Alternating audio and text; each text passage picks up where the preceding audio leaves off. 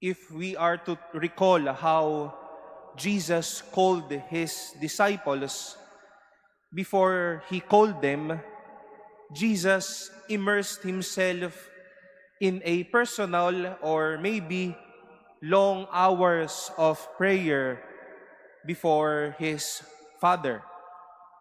And that used to be the flow. Nanalangin muna siya bago niya tawagin ang kanyang mga alagad. And we cannot but be happy how the apostles did the same when they were discerning who to replace Judas. After they have set the standards that the apostle should be the one who stood with them from the time that they were called apostles until the Lord ascended into heaven, they all prayed and discerned. They all prayed before discerning and casting lots. And thus, we have heard that after prayer, after casting the lot fell on Matthias. But this choosing is not without this fact. The fact about the love of God.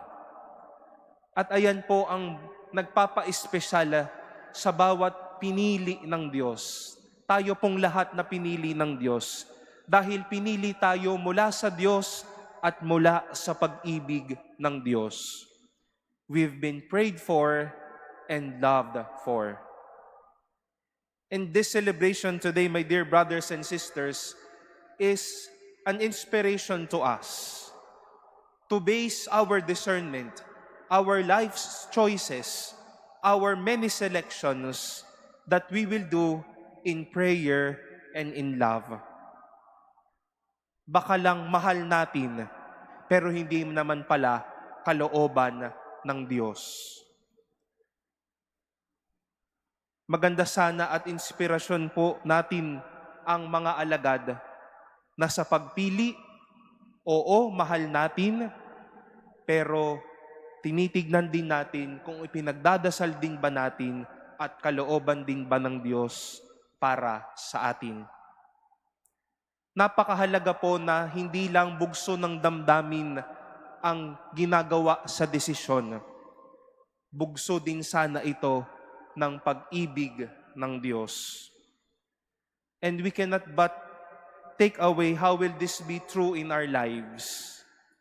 When everything is well and done, everything is fruitful, everything is a success, because what we chose, what we decided, is not only a product of our love, but a product of our prayer, a product of the will of God. My dear friends, let us be inspired by the apostles to choose out of love and out of prayer. Na pag-isipan at pumili sa pamamagitan ng pag-ibig at panalangin.